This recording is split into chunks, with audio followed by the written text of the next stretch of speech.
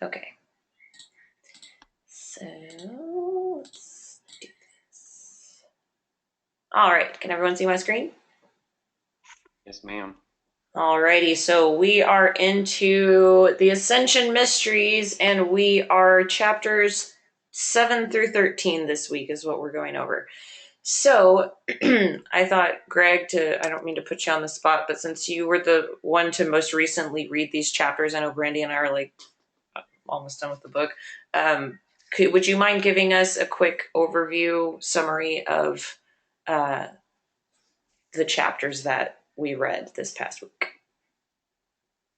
Ooh, okay. I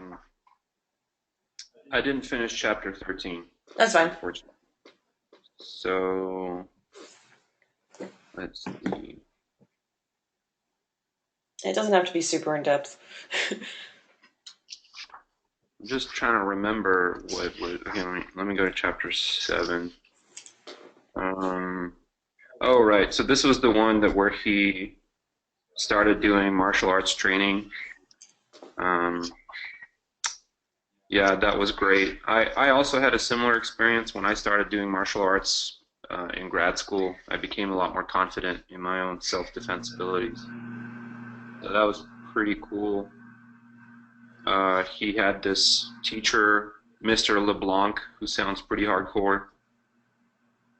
Then chapter 8, the Dark Night of the Soul.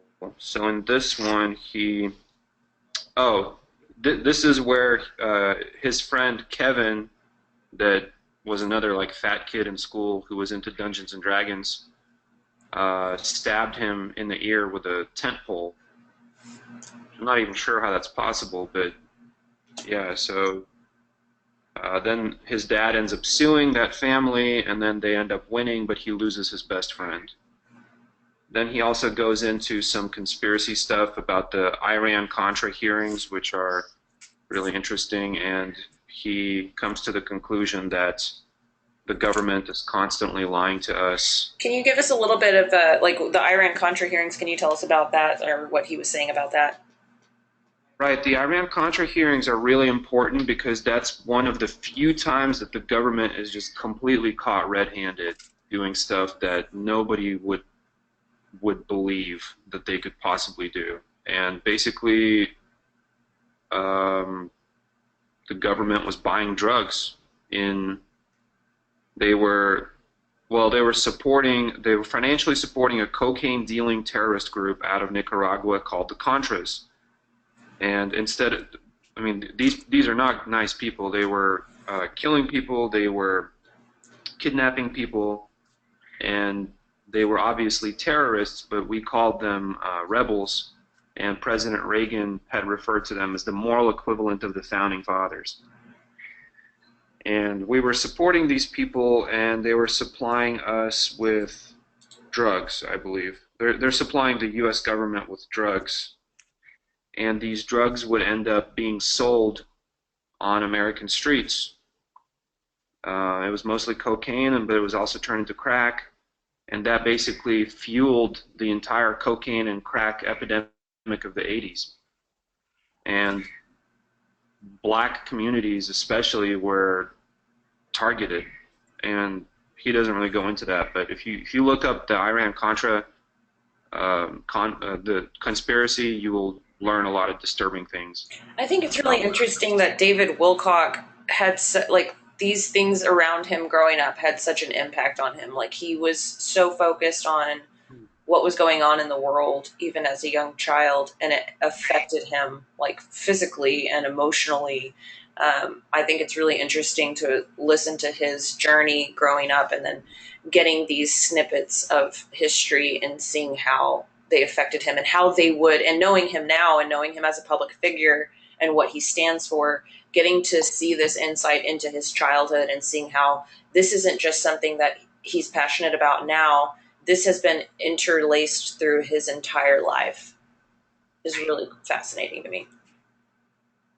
Yeah, I think the Iran Contra conspiracy, it's not even a conspiracy. I mean, it's fact. It happened. It was on TV. Nobody remembers it today. Like, Steffi, my sister, she doesn't. She probably has no idea what it is, but it's. I mean, it's like a real conspiracy that actually the government admitted to. Wow. Um, yeah. So chapter. What else? Oh, then he meets Dawn in that chapter. Dawn was really interested in ninjas and stuff, Soldier of Fortune. So him and Dawn end up eventually becoming best friends. And I think is it. I think Dawn is the one that gets him. That he ends up smoking. Yeah, he ends up smoking a lot of weed and doing drugs with Dawn. So Dawn was probably not a very good influence on him growing up. Um, let's see. Don was the one he was actually doing all the LSD with. Yeah. Yep. And oh, and that's when he starts smoking weed for the first time because of his friend Brad. He smokes his mother's totem weed.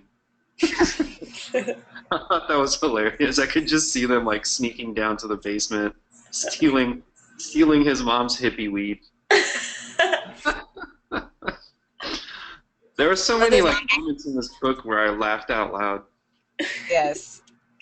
The rules of him not being able to smoke during the week and having to smoke on the weekend. Like, I would never report this in my house, but I could just imagine that. Oh, no, honey, you have to wait till the weekend, okay? Put that away. That's probably, I don't know. I would much rather my kids smoked weed than Totally. drink. Yeah, drinking makes you stupid. Okay, so we'll go ahead and just kind of wrap this up. 7 through 13, it's basically just like him going through, you know, his high school and college, right? Right. He gets into his sophomore year in college in chapter 13, which I haven't really read. And Okay. he's still smoking weed at that point. I think he's probably going to quit at some point in chapter 13, I'm guessing. Okay. I think he does actually go back to school in chapter 13. He's still in school when the chapter 13 starts. He's a sophomore in college. Does he drop out or something? I haven't. No, they have a break. They have a winter break where they go home, and then he goes back to school. So, chapter 12, he goes home for winter break, and he comes back, and the Transformers exploded. Right. That was his freshman year. Okay. And he gets this horrible job at the vinyl factory the summer of his freshman year.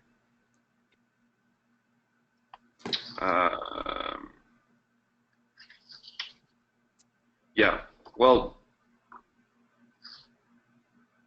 I think Which I one think of the. is interesting. The Go both ahead. of the jobs he had were like dangerous environmental jobs, which is like something that he's very passionate about, improving. So for him to, like have health issues working around the vinyl and then having health issues possibly with the Transformers, which ended up exploding. That is really interesting. It's an interesting connection. To your job, so I guarantee you that weighed heavy on his mind all the time. And then the LSD trips that he would go on would always seem to have some kind of connection with the Earth suffering. Right. It's definitely a common theme showing up in his life. Cool. Okay. Thank you, Greg. We'll go ahead and move on. So, in the beginning, I think this is chapter 7. He has a friend die. Toby dies, and he gets together with his babysitter Rachel to try to communicate with him via Ouija board. And I thought that was interesting how he describes her going into a trance, and he's like completely freaked out, like what is happening right now, and the thing is actually moving on its own, or whatever that's called. I don't even know what that's called. That thing. Brandy, what is that called? Okay, whatever that's called. So anyway, what are y'all's thoughts on things like Ouija boards? How do you think they might work? Greg, that might be a good question for you. And would you ever use one, or have you ever used one? I've had mixed feelings about Ouija boards at first, when I first, started reading about them, because, you want to say you can bring demonic But the more that I've educated myself, you can definitely bring a negative energy in, but I think that it's the surroundings that you involve yourself in. But when she says that she goes into this trance and, you pull out this type of energy, that's where it's kind of scary to me. It's like, I don't know if I would want that to happen to me. Mm-hmm. Yeah. You don't know if you've never used one. So I think that experience and just letting that energy in alone would be exhausting and an experience that might traumatize you. So, Brandy, can you speak on for a second how actually like a Ouija board functions? I've never used one. I've never seen one. Can you just kind of give a quick overview? So how the Ouija board functions is you're supposed to just place your fingertips on I don't know if it's a cursor. It looks like a cursor. It looks like a mouse cursor. I don't know what it is, but you place your fingers on the item and it is supposed to move freely. You can ask it questions, and it's supposed to be able to answer the questions for you. That is as far as I understand it's supposed to work. But then you hear people using it, having experiences like the one David talks about, and that to me is extremely scary. So if it's going to just answer my questions, it's going to move on its own, I can handle that experience, and I can handle whatever energy is coming through at that point. But I don't know if doesn't it require that you have more than one person? Because that's what it says in Ascension Mysteries, like two or more. Yeah, two or more. Because I believe it has to pull from two people's energy. I don't really know. And I guess the response to that some like skeptics would say, oh, well, of course it requires two people because it's like a game. Like one person can be moving it to a certain letter, and then the other person's freaked out thinking it's happening on its own, but really the other person's like moving it around or something. I mean, I've even heard some people putting these Ouija boards in type of like shadow boxes and having that cursor move on its own. But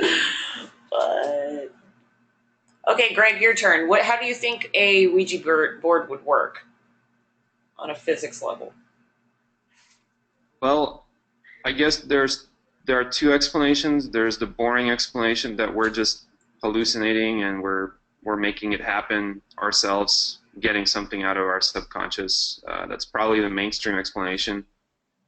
The more interesting explanation is if it really does work, the way that you would test that is by asking questions that you have no idea what the answers are, questions that are like beyond your current level of knowledge. But at the same time, questions that you could go and verify. Mm-hmm. So somehow you would ask, like, I'm just trying to think of an example, like, is it raining in Moscow right now? I have no idea what the weather in Moscow is right now. And if the Ouija board told me an answer to some question like that somehow, then I would say, okay, this thing does work. And if it really does work, if it does reveal information that we don't know, then I guess the explanation has to be that you are either accessing a higher dimensional plane and you're just using this game to get yourself in the right mindset to like meditate into the right to access that information. So the game is just a platform to get you into that right mindset, I think. Let me ask you this real quick. It's supposed to be a spirit board, so does that mean that you're tapping into a spirit plane and you're getting a spirit guide? Or is it just a device that's contacting on a different plane? Because I would think that it has to have some type of guide that's giving you the answers if it's considered to be a spirit board. I can speak to that. Oh, go ahead. Go ahead, Greg. Well, I can just say what I think real quick. I think it can be two different. This goes back to similar stuff that they talk about in Journey of Souls. I don't know if you've read that book, but basically, under hypnosis, people will sometimes talk to a spirit guide. And I think the same thing is happening with a Ouija board, except you can target a specific person. Yeah, that's the book. You can target a specific person that has died already, and then you could access their consciousness, their spirit body, their spirit in the spirit realm through the Ouija board. But you could also be talking to your spirit guide. It depends on the question and your intention, I think. Right. I'd like to speak on that. Go ahead. I'd like to speak on that for a second. I think that the issue with things like Ouija boards or spirit boards is that when you're accessing something, you're getting answers. You don't really know what that is, and spirits can lie. So you can be in contact with an array of spirits. Who knows? And you can't really trust the information. Like it comes down to your discernment. If the spirit board lies to you and says, "I'm your highest, spirit guide, whatever," you have to trust yourself to know, okay, is this spirit really who it says it is? Because spirits are just on another plane, and they have a wide array of planes that spirits come from. They can come from the highest love and light. They can come from, not that place. They can be discarnate spirits that are stuck here. And there are just so many different kinds of spirits. So you really have to be careful, I would say, with things like this, because you don't really know what you're going to channel. You don't know what you're going to get, and they don't have to tell you the truth. Yeah, that's about what I was going to say. I definitely feel when you're using it, that's exactly what's going to happen. So like when you say you're going to ask questions, like what's the weather like in Moscow, those would be the best way to use the Ouija board, because you're going to try to figure out, is it actually working, without going deeper into those planes, because like you said, you don't really know unless you are absolutely trying to divulge yourself into a person or trying to find your spirit guide or something like that. But I think that I would probably use other ways to find my spirit guide than a Ouija board, because I think that it's accessing, like you said, everything. Yeah, it's fine. I think it's more fine-tuned if you're trying to like have a conversation with your spirit guide or your guardian angel or something like that. You can find better ways to channel that than to play around with something that's going to kind of open the plane up. I see it as everything is energy, and when you're playing with a board like this, those spirits see like a collection, this like channel, and they're like, oh, this is interesting. What's going on over here? And then it like attracts all these different kinds of spirits, and you've now opened yourself up to that. Portal or something, you know what I mean? Like a hotspot. Like, yeah, they know that you're type of devices. Even I've been on a ghost investigation one time, and they use all sorts of voice boxes and EVP boxes, and even a spirit box where you could actually hear spirits come across the board. And at that point, it was about 3 o'clock in the morning, and there was 20 of us, and about 10 people left once they turned that voice box on, because it was something kind of scary. There were a whole bunch of different voices coming over. But the point of that was that they will not use these devices in other areas. Like, they don't use them in their homes. They're taking tours of Burleson, and all the different areas where Burleson burnt down and a bunch of people were killed. And so they do ghost tours out there, and that's the only place that they will do it. But they were very sure to say when we left, you cannot come home with me. You cannot follow me. Like, we had to say it out loud when we left. Oh God, that's scary. I mean, just because you're pulling in all this energy, you were asking spirit to contact, that we were trying to get anything and everything in these buildings to communicate. And they said, we don't use these things at home, and at the end, there were certain rules. And so that kind of opened my eyes to like, okay, well, maybe, don't be trying to do stuff at your house. I don't know what the hell's going to happen. All right, anything else on Ouija boards? Okay, I can add one thing that just came to mind. When you look at this thing, it just looks kind of evil. I mean, it's got like this flying skull, and it's got like the pentagram. So, and then it's got like, look at the cursor. It's a heart, upside down heart that has a hole in it, and it's as if and some people think like you have a soul, and I don't know, maybe the hole in the heart represents that you're like replacing the soul with someone else's soul. Ooh. Because that's where the letters show up, right? Don't they show up in the hole? Yeah. Yes. So yeah, it's oh my kind God. of disturbing. That is so. I just wouldn't want to use something like that because it already has all these evil connotations that are just there on a superficial level. So it's not going to have the right energy. It's going to kind of guide you, unless you're a very strong person, you know exactly what you're doing. A Ouija board is going to guide you towards something evil, towards some kind of evil thoughts or scary thoughts. It's going to cause fear. Right. Even Yeah. if you said even looking at it causes fear for me, like it doesn't. I don't even want to touch it, and not Yeah. just the heard, but just if that is the case, knowing what I know, it's not something that I think would be inviting to positive energy. Yeah, and to speak to that, Greg, because those are really good points, and Brandy too. Like when you have something on a physical level that's showing you shapes and giving you ideas, that is imprinting on a subconscious level. So when you talk about this upside down heart with the hole in it, and that's where the letters show up, and all these skulls, and they look kind of evil and sinister. Those are there for your eyes to see, and then that goes deeper on a subconscious level. So you don't really know subliminally what these images are doing. Maybe it's setting you up for contacting those types of negative entities. Oh yeah, they're definitely pushing you in that direction. Look at the Ouija board in the older picture. Notice how it's a lot nicer looking. It's got like a happy sun in the top left corner instead of a like this scary looking face inside of a sun. It doesn't have the pentagrams. Yeah, the Isn't older that weird? version. Yeah. Okay, so let's move on. Contact. Whoa, this slide got messed up. Whatever. Okay, so oh man, what happened with this? Okay, it's showing up there. It's Do you possessed.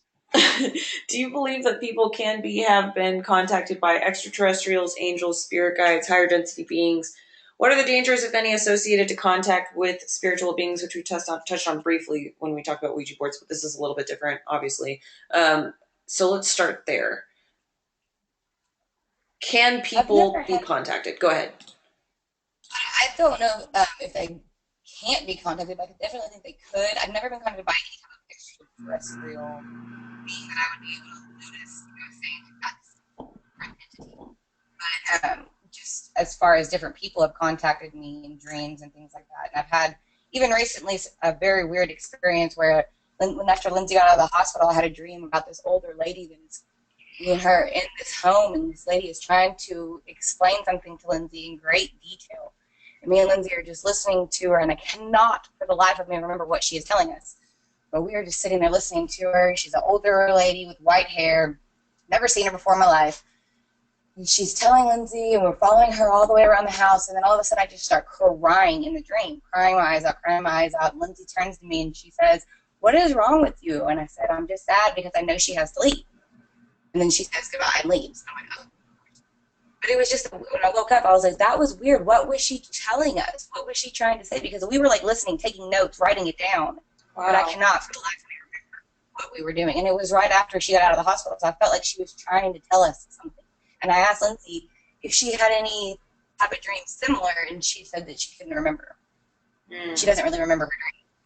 So it's hard because I want to try to have shared dreams with her, and I can't. Well, maybe this person or guide was trying to tell you something, and you were trying to remember it on a conscious level. But whatever it was that she told you, you did hear on a super conscious level. But in your dream, your frustration was that you were trying to pull that through to your conscious mind, which it wasn't able to. So I'm sure whatever message she brought, or a lot, I'm not sure, but maybe the message that she came to bring did actually get through to you, but just on another subtle level. That's a good point. I didn't think about it that way because I continuously try to think about what she said.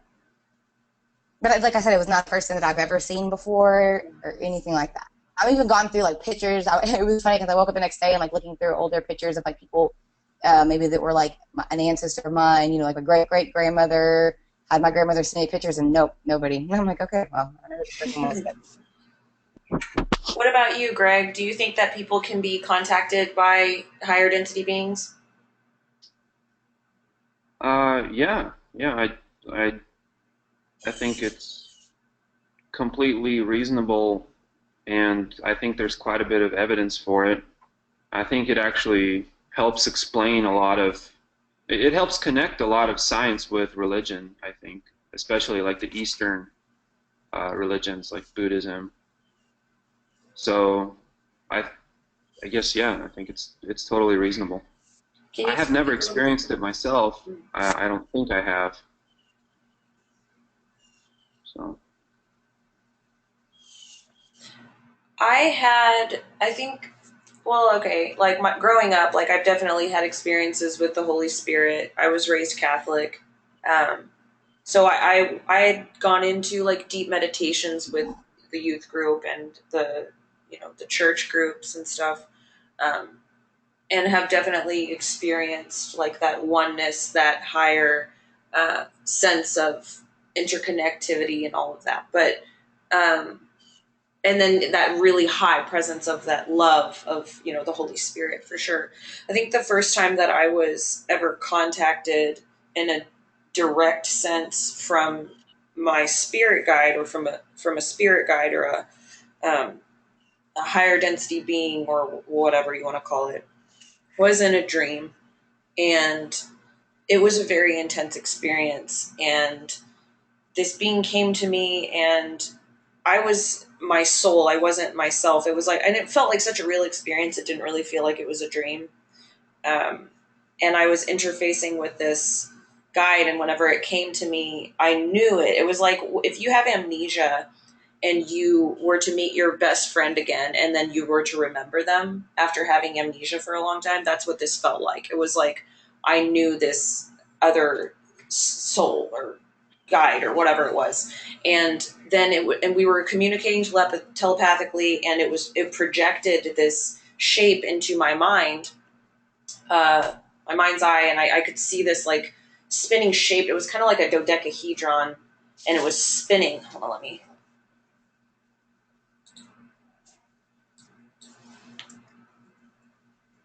if I spelled that right. Sort of like this. And it was, yeah.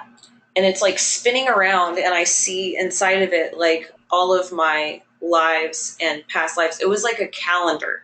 It was like a projecting calendar. It was flipping it around, and it was like pointing to the life I'm in now, and then it would spin around, and it was like you had a few other lives that were like this and that, and it was like giving me all this information. It was like a download of information.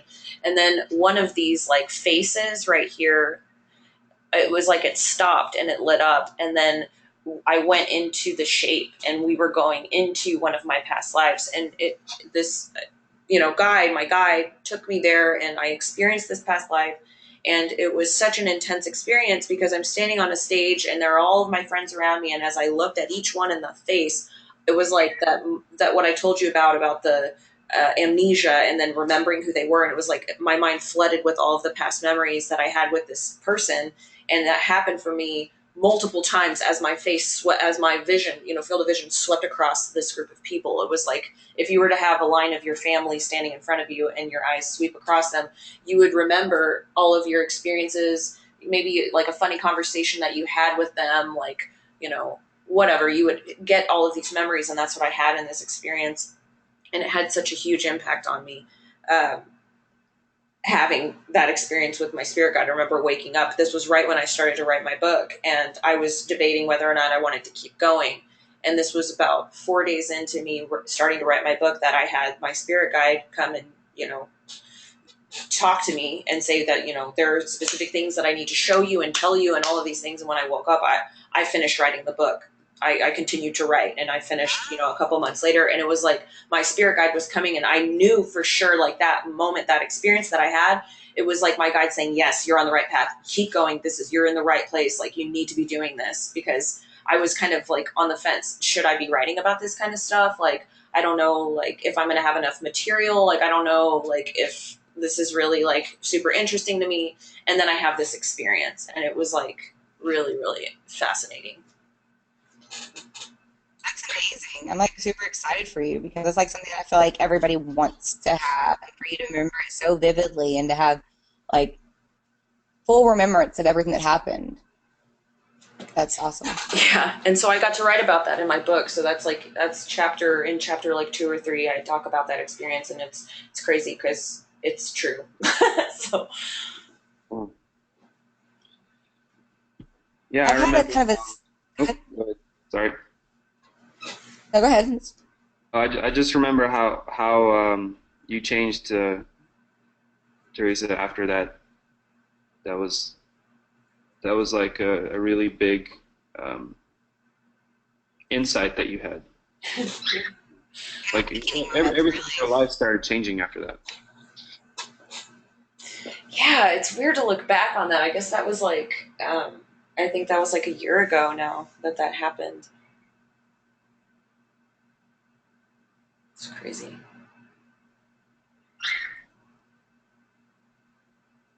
What do I had you? kind of a similar experience, but not to so vivid. I just had, it was about, I don't know, it was probably about 9 years ago, maybe 10 years ago, because Meredith was just born. We lived in the house down the street from my mom, and I was just struggling with, changing from being, a person living at my parents' house to now being a wife and mother.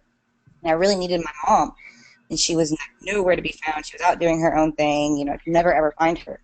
And it was like I had this person with a real white skin and like raven black hair just basically come to me and tell me that it's going to be okay, but you're going to have to get up and get this together yourself. Like everything that has been in your past is your past, and you are going to have to wake up and go forward.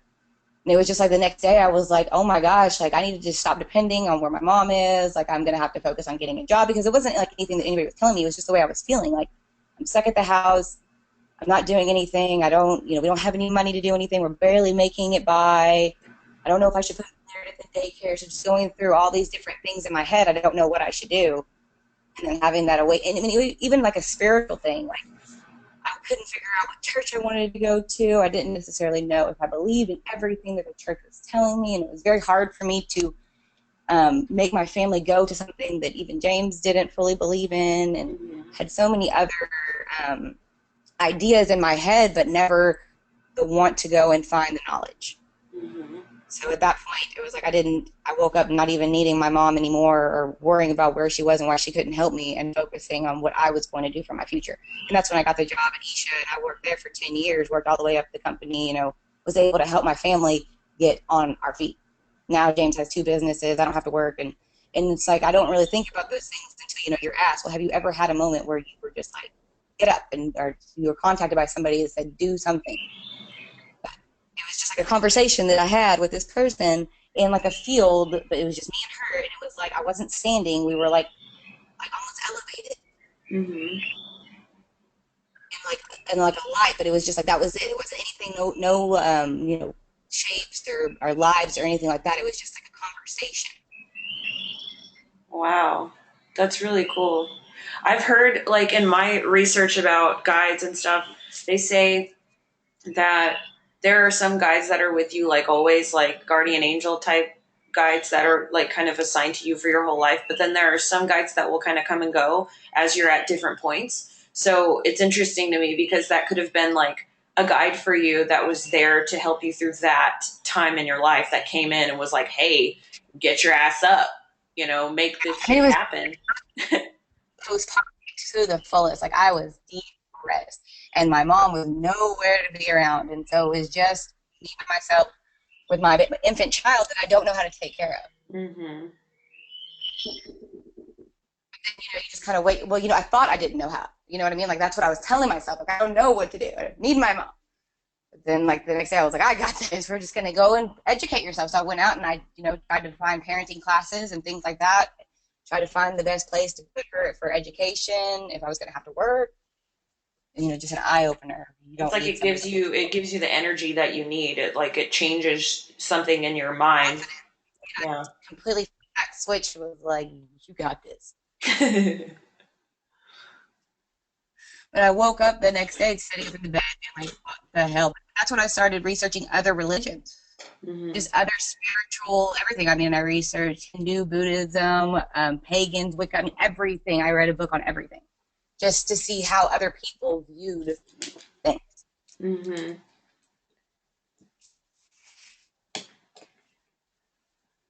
Any thoughts, Greg? Uh, hmm. bet coming from a scientist view, it kind of sounds something to be far-fetched, you know, just because I don't have any education in science. So everything that I've ever felt or been through has all been through like a feeling, something that I've felt, and has caused me to want to educate myself in a certain way. I didn't never Well, have the opportunity to really educate myself in science or anything like that. So I don't really know anything about that. I think we're all kind of like scientists in a way because we all experience the world and we all have reactions. We all have some data. We have, like a huge amount of data that we've stored in both our brains and in our higher consciousness that we can access sometimes.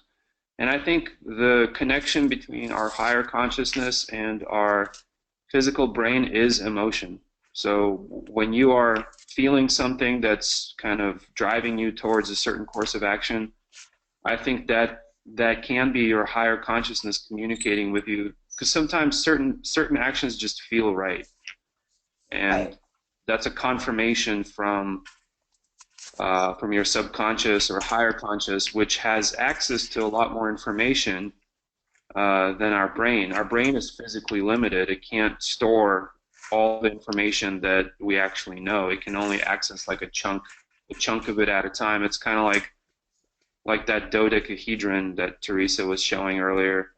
You can only look at like one face of it at a time. You can't see what's on every face. So I think scientifically, I think emotions are far more complex than actual logical conscious thoughts. They represent a huge amount of information, and a lot of times we kind of downplay people's emotions, like, oh, they're just being emotional, blah blah blah. Well, it should be the opposite. I mean, the emotions are actually the most important, one of the most important things that you can experience, and we need to analyze where they're coming from rather than trying to eliminate them, which is something that I've done for most of my life. I always thought, well, emotions can't possibly help me make decisions. I need to stay calm and collected, and I need to be logical. I need to logic my way through this. And that's a situation that science led me to, doing years and years of like math and physics. But then I realized actually emotions are at the end of the day, emotions are the way that I make decisions, not logic. Logic can help me figure out how to execute the decision, but the decision itself is made emotionally. So, um, yeah, I guess that's my perspective. It's almost like emotions are the interface between your higher self and your conscious self. Like if you're listening to that gut feeling, Yeah. you know. But at the same time, I think you can get emotions from entities that are not your higher self. Mm-hmm. I think that there can be other higher spirits that can try to influence you, or it could be coming from other people's consciousness that's all around us. So, I have a higher consciousness, Teresa has a higher consciousness, Brandy has a higher consciousness, and our higher selves are also interacting, and they can create, they can potentially create emotions in other people's brains too, which makes things really complicated. So you don't know where the emotion is coming from. You might be feeling the emotion of somebody else. Yeah, like when we were sitting on the couch a few weeks ago, it was like Saturday morning, and I was really sad, and I'm sitting there and I was crying on the couch, and I couldn't really understand why I was crying. I think I had like tried to relate it to something else that was going on, but then not even an hour later, they bring a body bag out of the apartment next to us. And then I thought, that's probably why I was so sad. Like you start to see the connections and you start to trust your emotions instead of like trying to shut them off. Brandy, did we lose you? No, I'm going to tell you something weird. Like my phone keeps like muting and unmuting and muting and muting and muting like Oh, while y'all were I talking. actually I muted you twice because you were giving a lot of feedback while Greg was I talking. thought, and then I started thinking about it, and I was like, I wonder if she's sending me like telepathically. Because like, is it my phone? Well, I don't know. Let me just unmuted it, and then I was like, oh, maybe it's Teresa. I'm sorry, I should have said something. Greg was in the middle of talking, so I didn't want to interrupt him. But yeah, if you're like not talking, try to mute yourself because you get a lot of feedback since you're using your phone. I got, to talk because I got to eventually figured it Gotcha. out. Okay. Sorry about that. Well, cool. Okay, good conversation. Does anybody have anything on lucid dreaming? I would really be interested in doing that. I think I've been trying, but I don't know that it's been successful. I Maybe we know that should I'm dreaming, have. but I can't Okay. control it.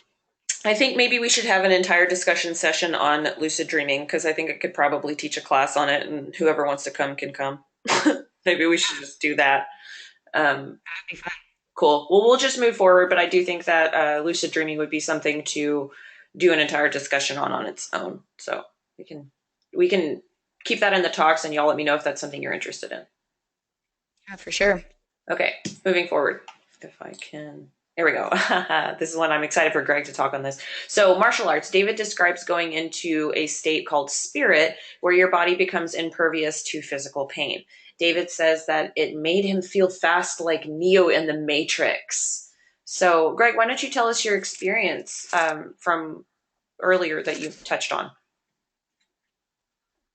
Uh, Sorry, which one? I'm a little bit hungover, so I'm kind of like slow. Oh, it's all good. You were talking about how you actually did martial arts before. I think you said in college or something like that, and it gave you like a lot of extra confidence. And like, can you just talk a little bit about how martial arts was in came into your life and how it affected you? Sure. So I started learning martial arts in grad school, like around I think around 23, and I can't say that I ever entered into some kind of spirit state because that wasn't really taught. I learned jujitsu, the Brazilian version, and there it's just very practical. You just learn very practical things. There's no training of the mind at all. It's just like, here's what you need to do to get out of this hold. Here's what you need to do in order to break your opponent's arm, etc. The whole point of it was to be able to defend yourself against one single person that's potentially stronger and heavier than you. If you know some of these techniques, you could do it. So like even a girl could defend herself against a physically stronger like male criminal, no problem. So what that did is it gave me a lot of confidence if I was ever in a one-on-one situation where I had to fight for my life. It gave me a lot of confidence that I had the tools to survive that situation if that were to happen. Um, I can say that I've had situations where I've that were not in martial arts, but situations where I've hurt myself, and I definitely did not feel the pain because I needed to act in order to solve the problem. Like when I cut off the tip of my finger, I did not actually feel any pain, but I acted very. I went into like this state where I needed to act, and I very quickly found like my roommate told him that he needs to go grab the super glue, and then we just glued my finger back on. Uh, and but that's not really the same thing that he's doing. So I don't think I've ever experienced what he's talking about, I think you unfortunately. just touched on it though, because it's a different type of. I would say it's sort of the same thing that he's talking about because when you go into this state that is spirit and you're impervious to physical pain, when you go into an emergency type situation and you need to administer medical help to yourself or someone else or whatever it may be, you go into this state where it's like action. You're not really like your brain is being completely focused on solving the problem that is confronting you or the task at hand, rather than focusing on the pain that you might be feeling. And I'm sure, Brandy, you probably have stories about this. As a mother, you have probably tapped into this kind of state Yeah, when I before. had Meredith, it was definitely like that. The medicine they'd given me, wasn't working, and I actually went into like this meditative like state where it was like I was asleep, but I could hear everything that was going on around me. And every time that my mother would speak, my blood pressure machine would go like through the roof to the point where the nurses had to ask her to leave the room, even though I was not talking to her for having any, contact with her, but as I was just lying there listening and everything, I could hear everything going on, but not talking. I wasn't asleep, but just trying to not listen to the pain. But I didn't realize that she was affecting me in any way because I wasn't listening to her. The nurses were like, "You got to go." I think the only thing that I can speak to on this concept, which like it's nothing like, I mean, I never did martial arts, but I was a gymnast for 10 years. And I remember like being completely obsessed with gymnastics because I loved that, the act of it. It was like I was almost addicted to going to the gym and the act of tumbling, because it's on another level. Like everything goes into slow motion and you are flipping through the air, your body's moving so fast, but it's like you're at a heightened sense of awareness. And I don't think that I was able to articulate this obviously back then, but now being 29, looking back on that time in my life, there's probably a reality or a truth to that statement, because I loved gymnastics. Why did I love it so much? And probably that could have been part of it, was that I was actually putting myself into a heightened state, and I enjoyed being there because you feel higher, you feel more connected, you feel superhuman almost, you know? I could see that because whenever we would perform with dance competitions, you definitely feel that. Or you're in a different area, you can't see the audience around you. You're on this huge stage with all the lights around you, but you can't see anybody else in front of you. You just do your routine. You don't even see anything. I don't know how many It's like people an you're looking at. instinctual, it's like you go into like an instinctual place where, well, and also when I was teaching gymnastics, when you're like, when you have people running at you and you're like, you have to slow everything down and you have to be there during these complicated quick movements, and you're spotting them and you're keeping them from getting hurt and you're reacting. It's like you've tapped into this reaction instinct center, and it's like a really cool place to be because no other thoughts are like there. It's just you're being fully present in the moment, doing exactly fully engaging in what's going on at that exact moment.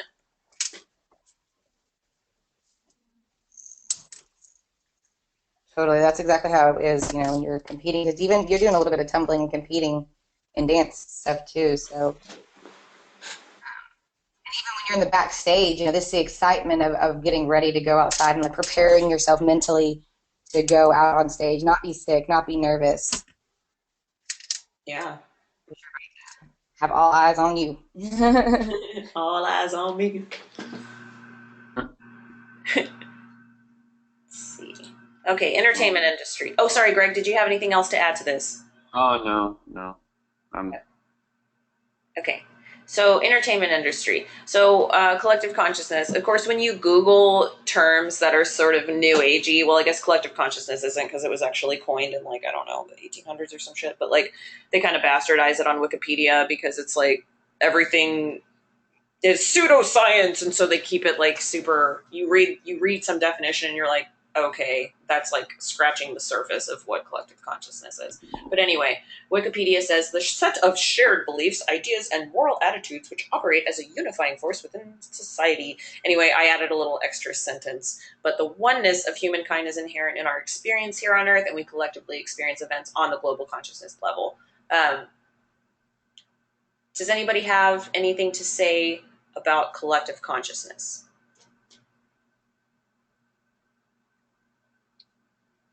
well, it's such a huge topic. I mean, you could talk about it for for hours.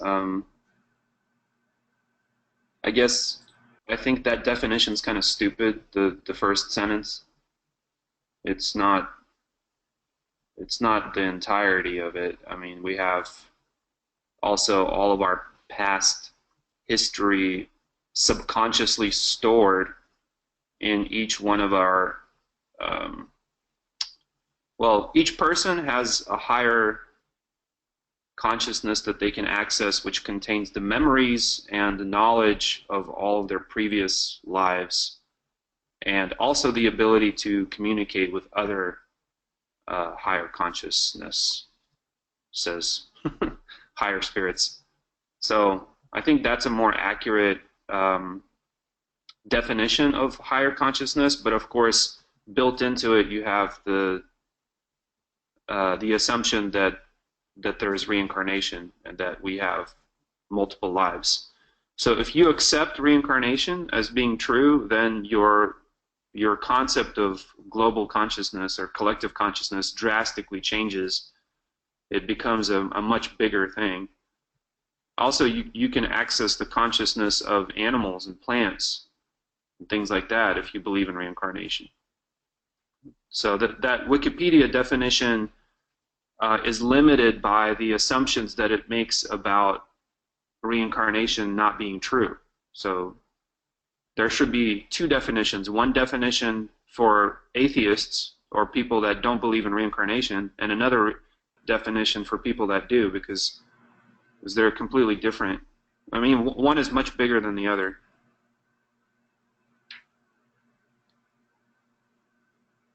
Amen. Great. Greg for president. Thank you. Great explanation. Yeah, collective consciousness is super interesting to me because once you start connecting to the oneness, like when you meditate or when you have these moments, I think everybody has something that they can speak to on this, but like even just seeing how things are connected on a basis level, and then up from there, you can even meditate or have these experiences in dreams or whatever, where you actually go into this state of oneness and you can access so much, like I remember I was just telling you about this dream the other day that I had. Greg, I was reminding you about this dream. I love this dream. I had it about a year ago. But in the dream, I could hear all of the cries and like the fear and sadness of every single soul that had ever lived on earth, that had ever existed, that will ever exist, all at one time. And then it moved into the anger and the frustration and the pain and all of these sounds and everyone talking and crying and screaming and yelling. And it was all of the souls that had ever existed and ever will exist. And I was overcome with all of these, with the weight of this emotion from all of it. It was like the outcry of the human race in its entirety outside of the realm of time. And then all of a sudden I'm shooting like an arrow over the ocean, and I am overwhelmed with the truth that God and the love that is inherent in the design is so much vastly greater than any of this outcry from the human race, that it will conquer it, and love will completely absorb all of this emotion and will infuse it, and everything will become this love. And that experience, that dream for me had such a huge impact on me, because I realized it was a message. And yes, there's a lot of crap in the collective consciousness, but love is the answer, and love is the design. Love is the design that connects us all. And through that, channeling that, we can shine that on all of this negative crap, and we can overcome it together. I think that's kind of the message that it's supposed to bring. Like whenever you think of collective consciousness, you want to think of just that. I think that you have this image up on your screen of the entertainment industry. I think there's definitely ways the entertainment industry has done both, satanic and positive. Even if you look at the Beatles and message that they were even spreading, or even that Charles Dickinson book where he's going through the lives. He takes Ebenezer Scrooge through all of his lives. There's so many different ways that people have experienced that and have been trying to write about it in the industry, in positive ways as just as much in negative ways as your Rolling Stones, Satanic Magistries, or whatever. I think they put it pretty well as far as what it would mean to me, because it took me a minute to even gather my thoughts on how I would even talk about it.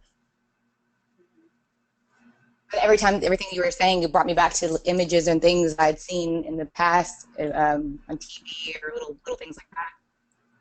So I definitely think it's symbolized as are you going to pick up on it, or are you going to go the other way? Mm-hmm. Yeah. So how does satanic imagery and subliminal messaging in the entertainment industry affect the collective consciousness? I think just in that way, just as it could positively affect it. You know, they put it out there, and like I said, are you going to pick it up and notice that it's out there?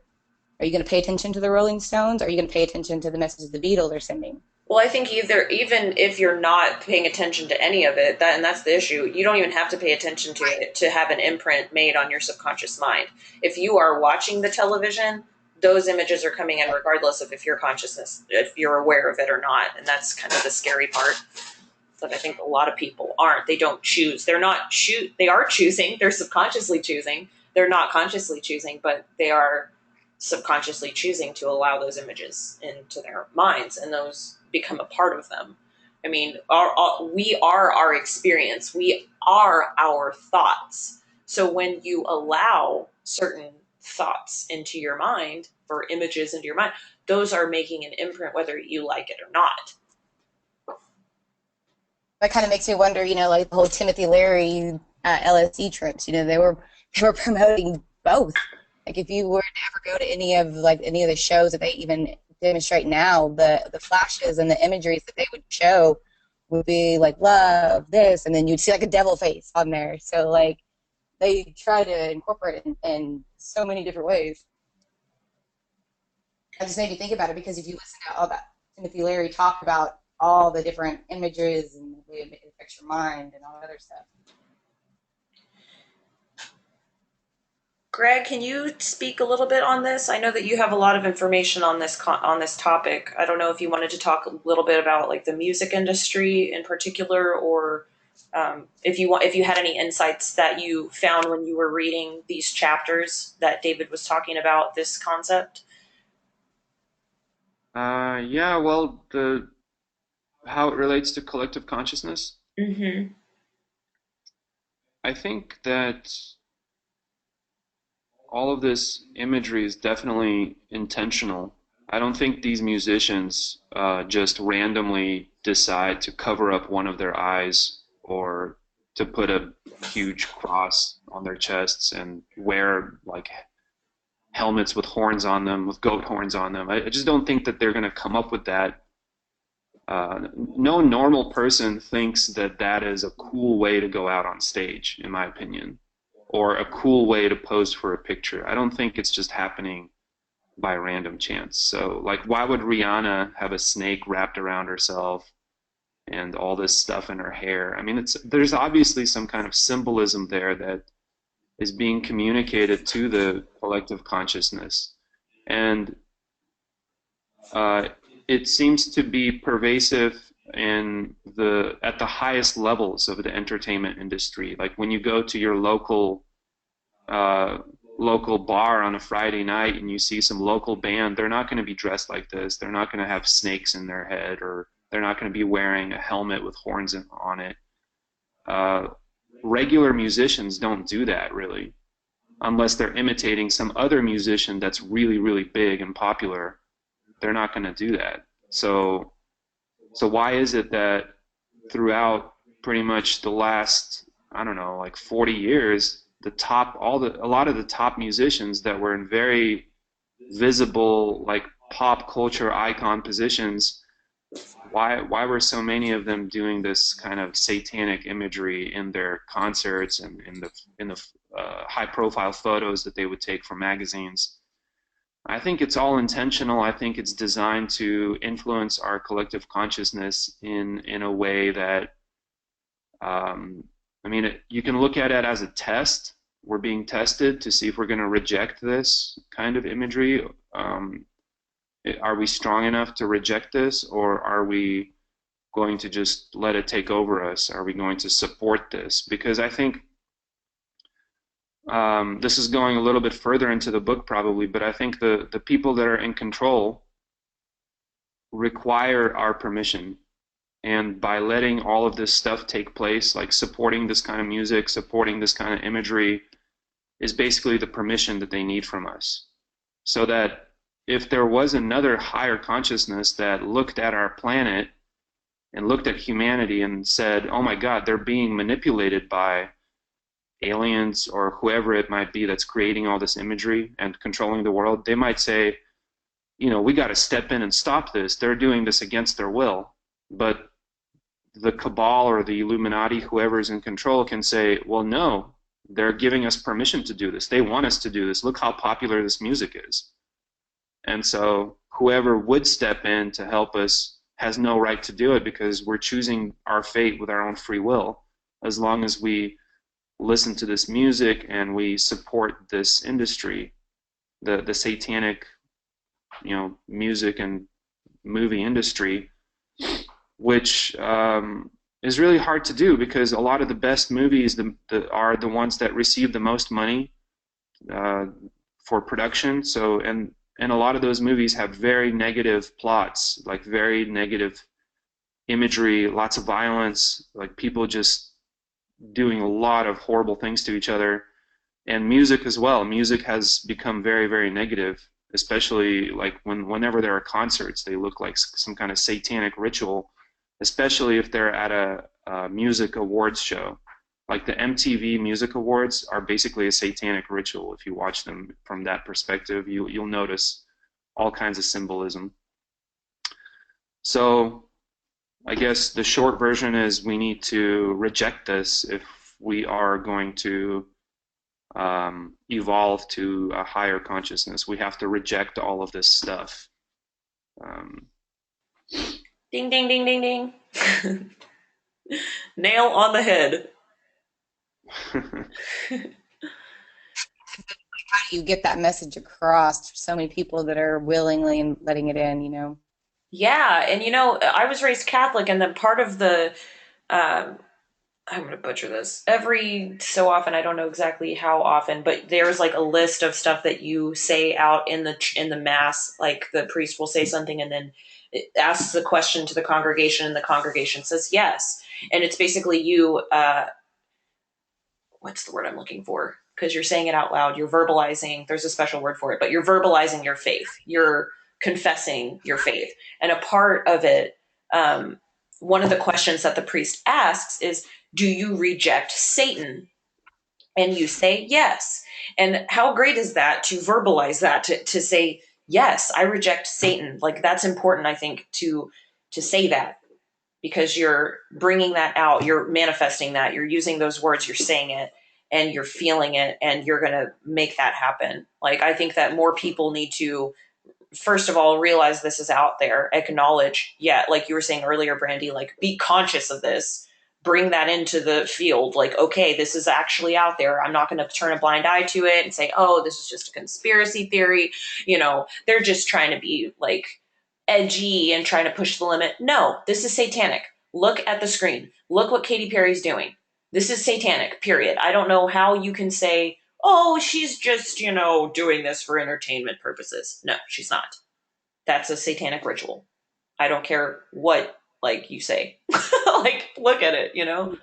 Why And couldn't she be surrounded by angels? Why couldn't she be in white? You know, why don't they ever have imagery like that? It's always satanic. That's the thing. yeah, I don't know. This song, Dark Horse, is so obviously satanic. That's what I'm saying. You know, even going back to the images with Timothy Leary, you know, and him using the LSD to project the images of people's minds and to see what they would come back and talk about. So that's probably their first way of introducing it, because it was so big back then. Everybody was using it. I mean, you know, obviously David Wilcock is even talking about it. Mm-hmm. And I even, you know, just sat here and Googled it, and I'm like, that's exactly what he was doing. And if you think about the time that they were doing it in, Like, let's see what happens to the brain when we introduce these images. Okay, well now that we got a reaction. So now if we can do it when that brain is chemically altered, let's see what we can do with a sober mind. Okay, so now let's put it in the TV and let's subliminally send messages this way because we know that they're going to get a reaction. We've tested it on all different levels. Yeah, like I just really appreciate David Wilcock because he's able to look at this data and make connections and say, hey, this is real, this is like happening, these are connections that I'm making, I'm piecing together the puzzle, and this is what I have found. And some people would say, oh my gosh, like that's such a these are all conspiracies, like, but when you take facts and you look at them, like, how is that conspiracy when you're looking at facts and then you're making, I mean, I guess you're making conclusions of those facts. I guess you could argue that you can bastardize and come up with a wrong conclusion based on facts. I guess that's the only, I mean, I guess that would be one response to that, but I just appreciate it's still based on everybody's perspective when you look at the facts of anything. Yeah. Yeah, that's true.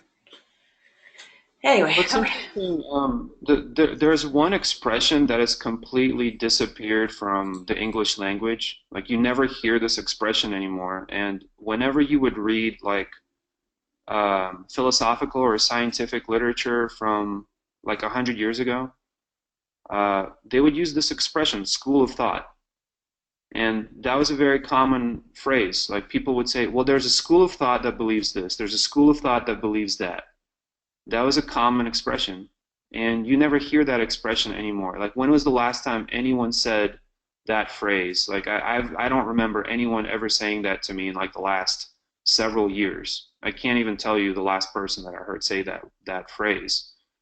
But if we had that phrase in our language, then that is a very powerful phrase, because what it would mean is that you could present facts and then you could present your opinion, your interpretation of those facts without being labeled as a conspiracy theorist, because you simply have a school of thought. It's okay to have a different school of thought. And bringing it back. I love that term. bring back school of thought. Yeah, I was just about to say that, Brittany. yeah, we need to bring that phrase back. I love that. I think that's a really, really amazing observation, Greg. That's really awesome. Well, I could totally see why they'd want to eliminate that phrase, because it's a very dangerous phrase. It makes you Powerful. open to the idea of like different ideas. Well, it gives you the power to understand ideas and to make it okay because you're taught to believe a certain way. So when you say our school of thought is this, it's just necessarily, like you said, an opinion, but it's still very powerful. It's your opinion and it's validated.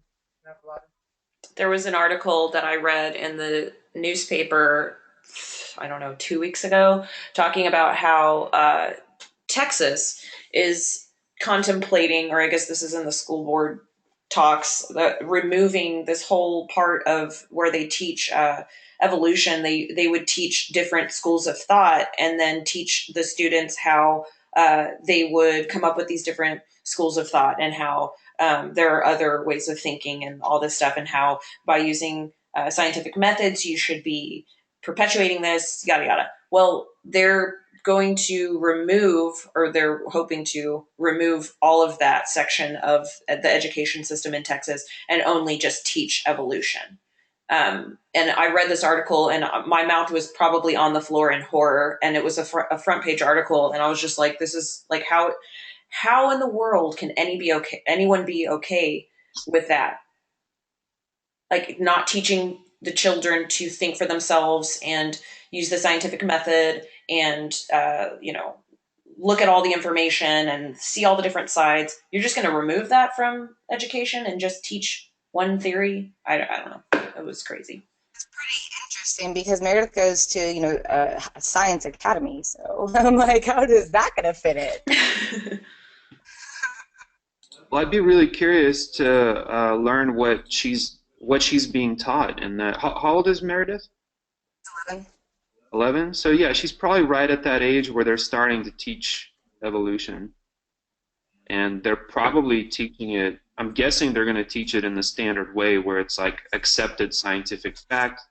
It's a widely accepted theory that has tons of evidence, they're going to say, and they're not really, I'm guessing, I'm just guessing that they're not going to go into the problems with it. I'll have to find out. I'm not exactly sure what she's doing right now. I know that her elective is robotics, and so she's constantly talking about that. That's tight. Oh, that's cool. Robotics is awesome. That's the future. She's really, really interested. She had to try out for it, and she had to do a project or a PowerPoint presentation. Yeah, that's great. Get it, girl. Does that cost money to send your kid to a school like that? Oh, it's a public charter school. So basically, once your kid turns 4, you want to put them on the lottery to get in, because the sooner you put them in, that's because they just pick it at random. But if they don't pick it that year, then you're still in the running for the year after or the year after. So your name just keeps getting put back in that lottery. They opened up 5 other 5th grade classes at the high school, and Meredith had been on the lottery for 5 years. And since they opened up more classes, she was able to get in. So she'll actually be in that school all the way through 12th grade. But no money. It's just a charter school, public charter school. That's awesome. Okay, so I know that we have talked a little bit on this, which is why I kind of put collective consciousness and entertainment industry here and then put this one second. But social conditioning, he talks a lot about being programmed, and he mentions how him and his friend are sitting in front of the TV and they heard this really high-pitched sound. I'm butchering this. I'm trying to remember. It was so long ago that I read this chapter, but he basically has this realization oh my gosh, the TV is affecting us. And then he sees, jump in, guys, if you guys remember this part, but he basically is talking about when he realizes that there is programming going on the television. He gives 2 very specific examples, which I can't remember, but he said him and his friend Don were sleeping. They were in a high coma, sleep on the couch, and they both heard noise at the same time. They had already been having a class where they were discussing this, but when they both heard the noise, they both became alert and paid attention to the TV, saw some commercial where they noticed the images or the message or whatever, and then freaked out and decided they weren't going to ever have the TV on together again. Oh, because they turn the commercials up super, super loud so that it prints on your subconscious mind. Yeah, I just read this part. I can tell you what it was. That it was him and his drug dealer friend, Randy or something. I don't know what his fake name is in the book, but it was him and his drug dealer friend. They happened to be in the same class in college, the class that talked about conspiracies, and they had just learned about the Iran-Contra conspiracy, or the Iran-Contra scandal. Maybe that's a better word for it. And they were sitting on the couch, and they were stoned, and they were kind of zoned out. They weren't even talking to each other. They were just sitting there on the couch, super stoned, and they were they had a TV show on. I think it was Mystery Science Theater was what they were watching, and then a commercial comes on, and they both are suddenly awake and paying attention to this commercial. And then they tell each other, or David makes the observation that, holy shit, did you notice that high-pitched sound or frequency from the TV just changed, and it woke us both up? And then Randy, or whatever his name is, said, yeah, that's crazy, and they both decided to never watch TV again. Greg, can you kind of extrapolate, thank you for explaining that. Can you speak to that for a second? What are your thoughts on that experience that David had? I think that still happens today. I think one way that you and I notice it for sure is that whenever we're watching TV, we hardly ever watch cable, and then we're always so shocked by how loud the stupid commercials are. We'll have the sound turned to the level of us watching a normal thing, like movie or something, or music, and then all of a sudden a commercial comes on and it just starts blaring out of the speakers. It's so freaking loud, I always have to run to the remote and look for the remote and turn the sound down. I mean, we can go like hours without touching the sound on the remote, but then when we start watching regular TV with commercials, I have to be fiddling with the remote all the damn time. And uh, they're definitely still doing this. I don't know. I've never heard this high frequency sound that David is talking about. That might have been something that happened on the older TVs that still used the electron beam, the cathode ray tubes to make the images on the screen. Like the older style TVs actually had like an electron beam that was scanning the screen super fast, and that's how the images were formed. Now, of course, we don't have that. We just have little tiny microscopic lights that turn off and on with red, blue, green filters in front of them to determine the color. Uh, so maybe there was a frequency in older TVs that you could actually hear, and that frequency would change whenever a commercial came on. Um, but I think that's really disturbing that there is subliminal extrasensory stuff that goes into a commercial, or I mean, it makes you wonder what else is in there. Like, what else is being added to the TV signals? Yeah, like it also makes you wonder, like if you're sleeping and the TV's on, like when you go to sleep, you're now in a brainwave state that allows for suggestion. If you happen to be one of those types of people that, can be hypnotized and stuff like that, like even if you're not, you're still being imprinted upon. But there are some people that are more susceptible than others. But if you fall asleep on the couch and you're just being pelted, your subconscious mind's just being imprinted like bam, bam, bam with all these commercials. And then if you think about it, we go about our day and we drive around and we see these billboards and we like listen to the radio and we like hear these commercials and we see the commercials on TV and even on YouTube and like all of these places that we're just being inundated with this like concept of like buy all of this crap. Here's, a new car and this is what you want to be in. This is the house you want to buy and this is all the stuff you want. Like think about how that affects us on the collective consciousness level. And then moreover from that, think about these people that live like for instance in the Amazon rainforest that spend there all their day, like they don't have the internet, they don't have TV, they're not being imprinted upon with all of these concepts that we are, like how they're different, how they're so different than we are here when we're just being constantly like hit in our subconscious mind subliminally with these types of messages. Yeah, they're they're out there, and I think potentially they may have moved some of that frequency stuff into our cell phones.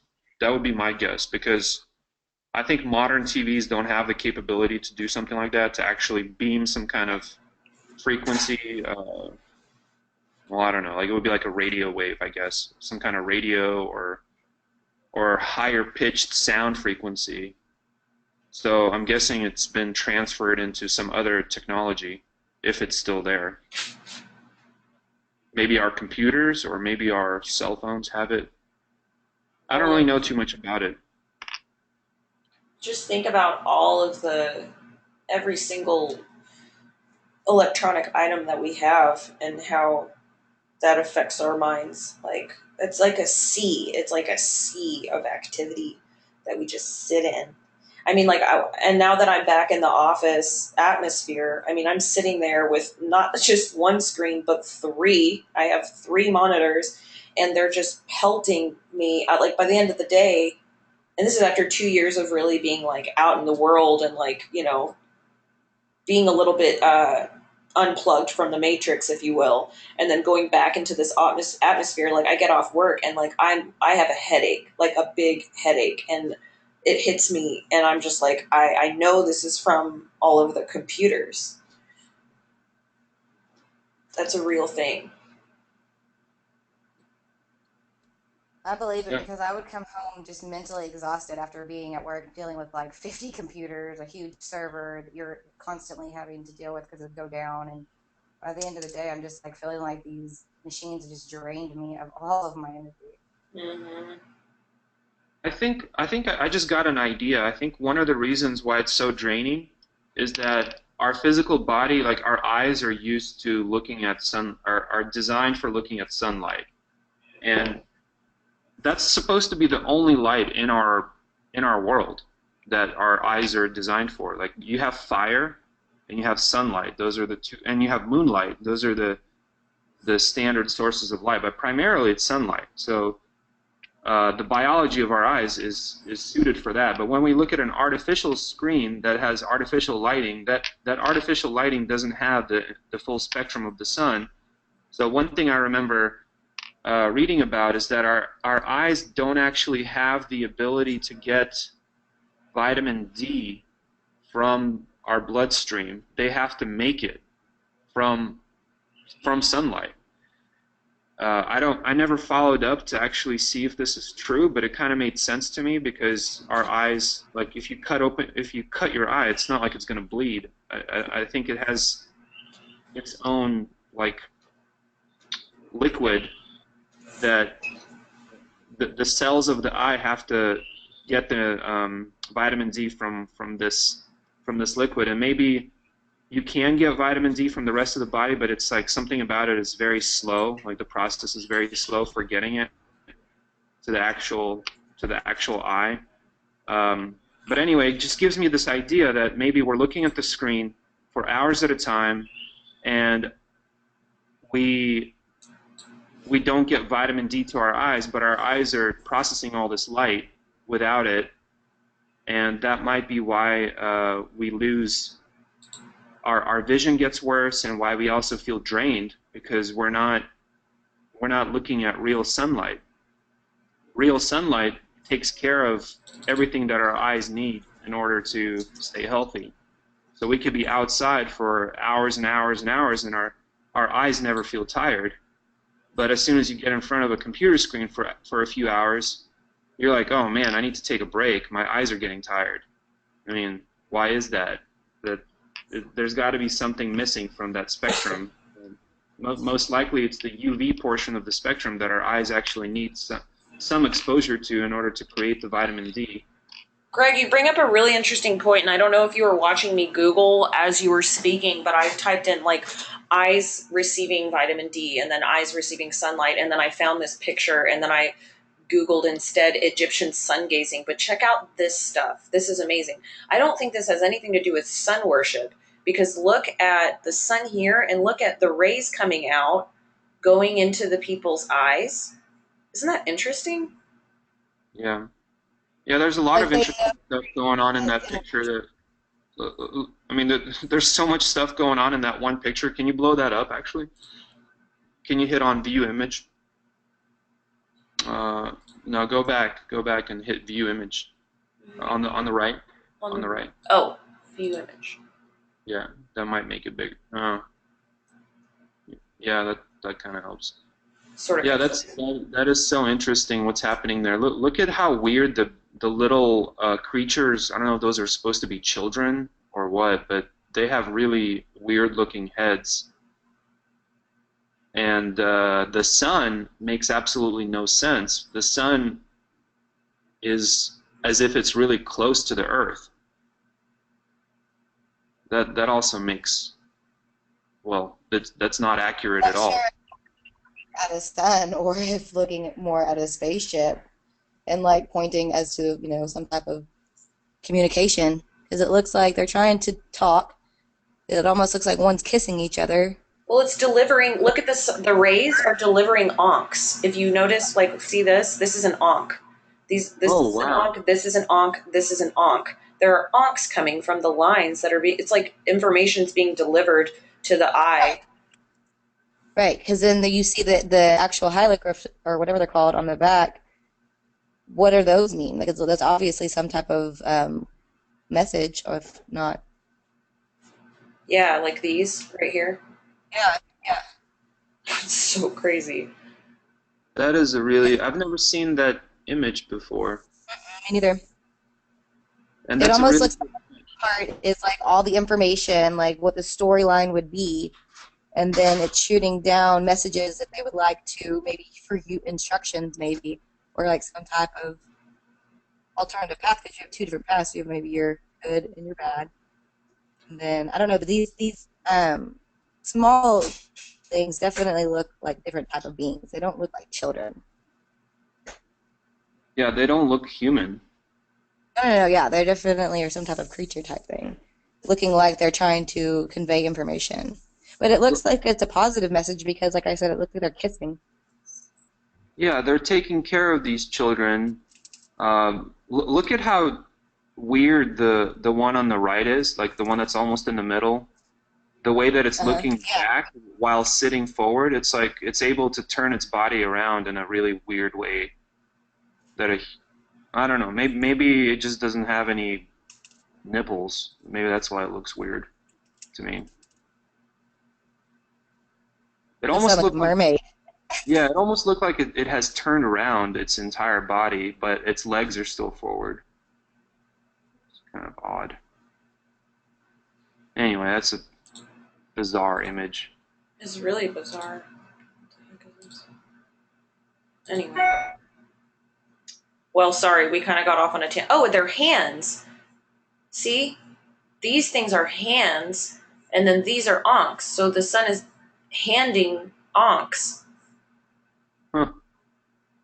I don't know. What on earth does that mean? That's crazy. And look, It's like and all of them, see, another hand. they're like filling something up, it seems. They're putting. This is so weird. Anyway, okay, we might have to look into that deeper. That's super And interesting. notice how the sun has something in every one of these images, the sun has something in the bottom. Like there's some kind of I don't understand what that is. Maybe that one is better. Can you blow that one up? This one, it's a god that I think it's just like a. I see. I What don't know enough about Egyptian history. what is that little thing in the It's a bottom of the sun? bird. It's a here. If we look up like the sun god, Egyptian. Yeah. Uh, It's this. I don't know the name of it. how are you Horus. so confident that it's that? Oh, it was just a guess because if you look at like this is the sun god and see, look, he has the sun on his head, and if you look at all these pictures here, oh, I see, I went out of it. My bad. It was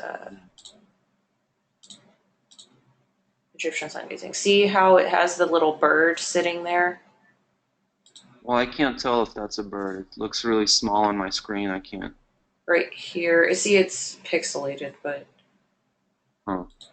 it looks like the sun god Horus is my guess. But you're right. There is something there. I'm trying. These pictures are just really bad images. It's hard to.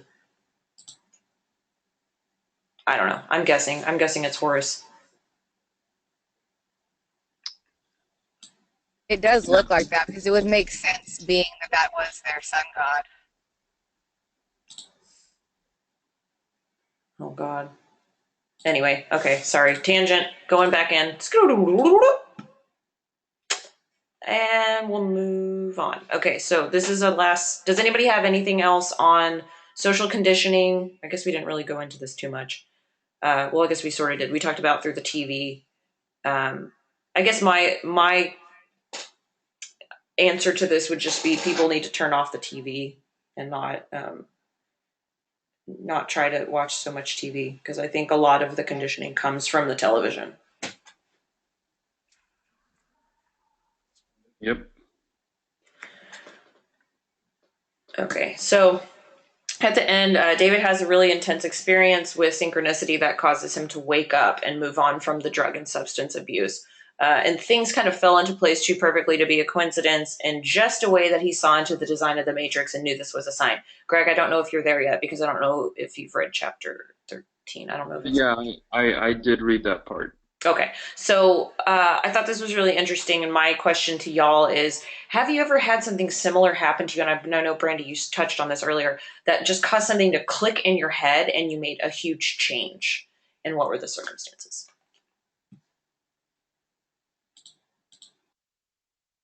Yeah, mine would just definitely be that dream because it was an eye-opening experience for me because I did not know that I was even suffering through postpartum until after I got through it. And I'm a firm believer of not getting like going and get pharmaceuticals or trying to put my body full of drugs to get better. So I wouldn't have even thought to talk to anybody. It was just like something I had to get through. But it was eye-opening experience, because the day before, or if not a couple days before that, I was like at a low point, like in my closet on the floor crying because I did not know how to make her stop crying. I've gone through everything that I know how to do, and she's not hungry, she's not dirty, everything is fine. She just won't stop crying, and couldn't get anybody to help me. James is at work, of course he can't come home, and so I was definitely at a low point. Definitely needed it, and I, like I said, didn't have. It was like I said, the spirit guide contacting me and being like, "I am here for you, even when you feel like nobody is there for you." I bet that was a really awesome experience, and I'm glad that you. It was very weird, very self-liberating. Like I said, I got up the next day, didn't say anything to, you know what I mean? Like I wasn't, because before I was like trying to like exploding emotions on everybody, like how I felt. Nobody cared, and it was just like collected my thoughts and formed a plan. Everything just ended up coming together, and didn't even think twice about where I was. So it was like I could just erase that part from my brain, like how sad I was. It almost feels like hearing you describe this experience to me, like it sounds like the universe was like giving all this throwing all this energy at you to see what you would do with it. Like all this, you're saying that you're kind of out, like shouting out, like screaming, like I'm not happy, this isn't okay, but like no one's giving you anything back, and it's because the universe is basically turning its back on you. Like, no, girl, you got to get yourself out of this. Like no one else but you is going to get you out of this, and that's why your guide came and was like, get your shit together. Like this is all you, girl, and you were able to say, hey, yeah, it doesn't matter what anyone else thinks or does, or no one can help me. This is me. This is my change. This is what I want, what I need to do for myself. It felt really good even reading those books and taking the time for myself, to educate myself on the things I wanted to learn about, and just knowing that that is okay. Like you can take time away from doing something, taking care of your children and your family to educate yourself. And before I just felt like I couldn't do those things. Mm-hmm. And I mean, I've even experienced it now with Jesse, like I'm saying, like the second time around, it was the same thing. But for this time, I was able to have a little bit more support and people being like, okay, you're depressed. You need to get yourself together. Get your books back. Get your stuff together. It's okay. So it didn't really need an awakening, but support group. So it was, I mean, it's I needed to remember those things. Yeah. Greg, have you ever, go ahead. Well, I just wanted to say something about what Brandy just said. I think when you have a really powerful emotion, it it always seems to teach you something, right? Like no matter what, you will learn something. It's always a lesson, even if it's a bad emotion. You remember everything that happened very clearly, and the more powerful that emotion, the bigger of a change people usually make after experiencing that emotion. Right. I've noticed I that. can feel Yeah, that. go ahead, sir. Feel it.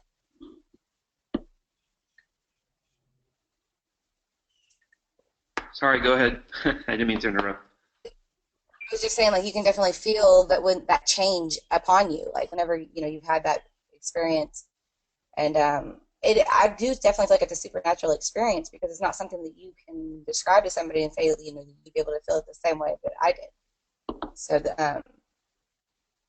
to talk about it definitely helps, because otherwise you think like maybe it was a coincidence or whatever, and you don't focus on the little things, which I'm a big part of. I have to focus on the little things.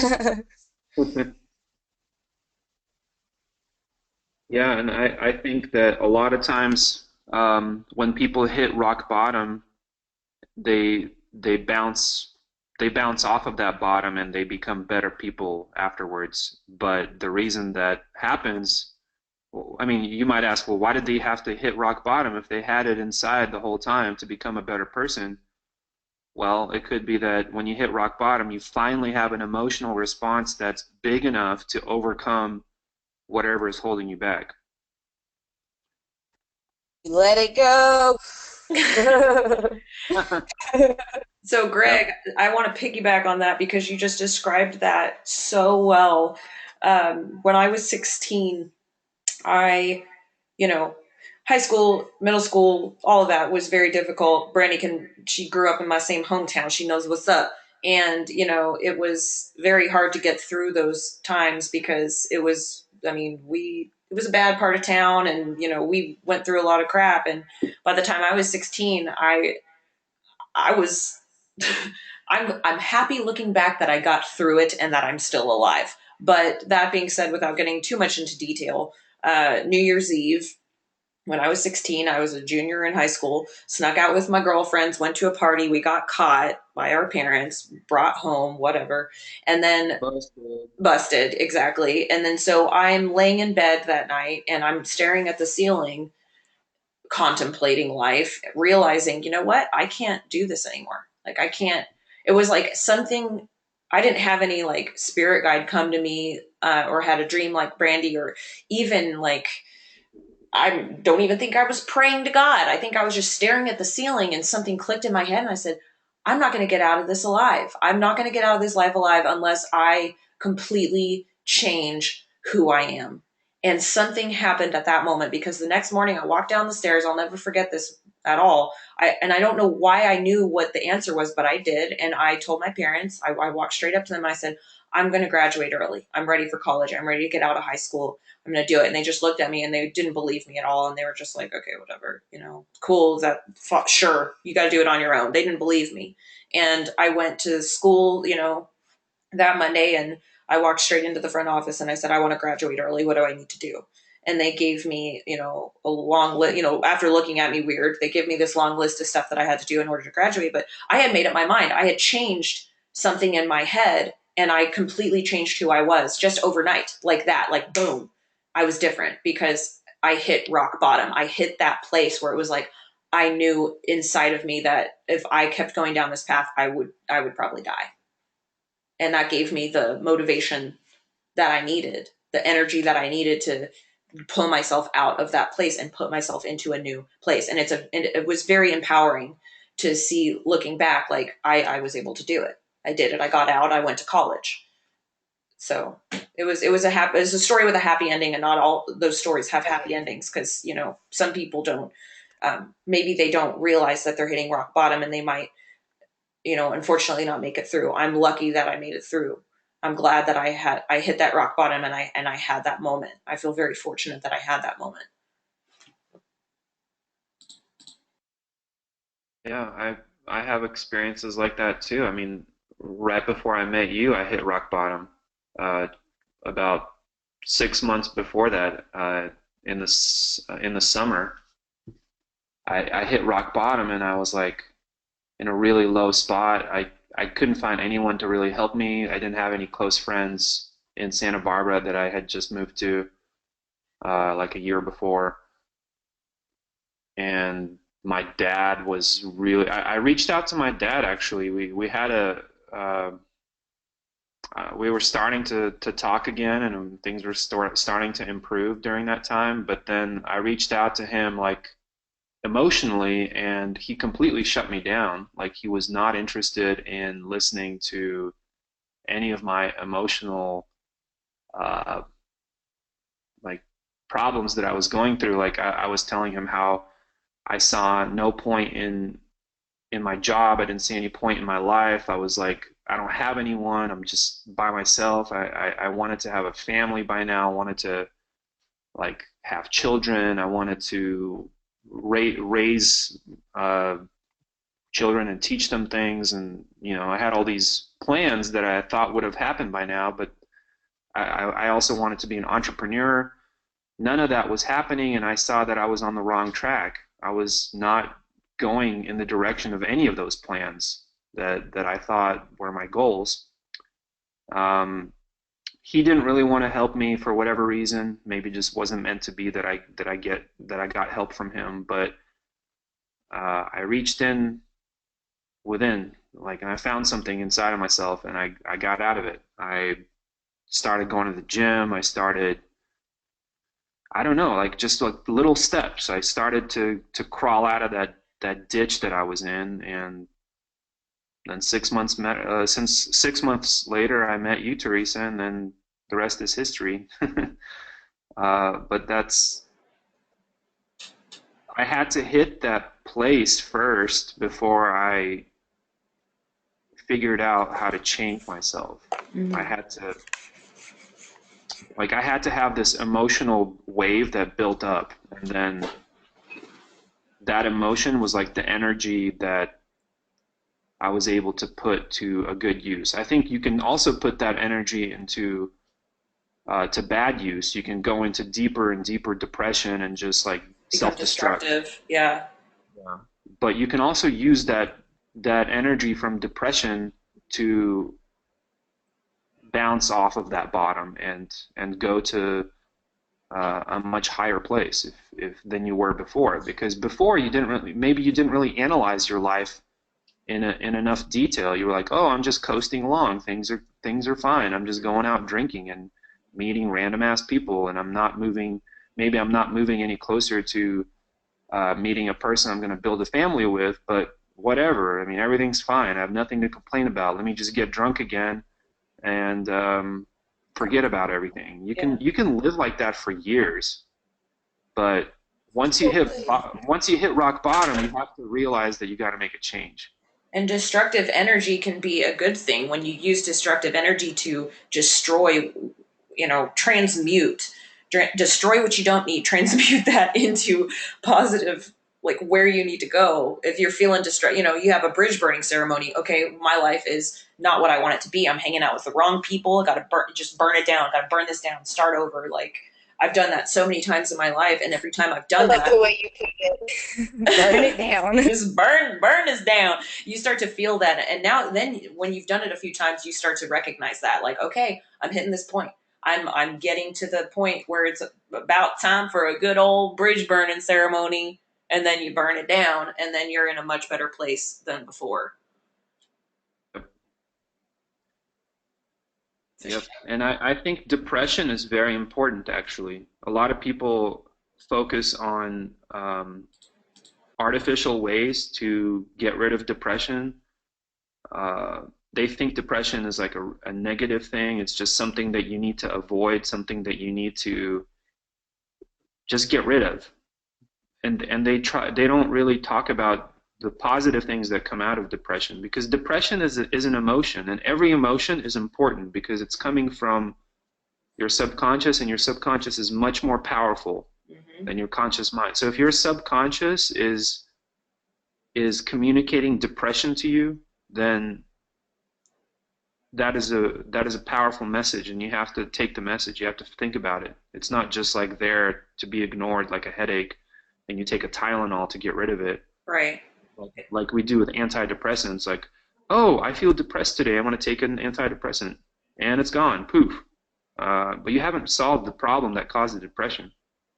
It's about authenticity. It's about finding your authentic self, and your authentic self is not, you can always act like you are what you want to be, or you can be authentic and you can feel, really truly feel, and identify your feelings, think about them, be, cognitive about these things, metacognitive, and use that instead of ignoring it. Yeah, yeah.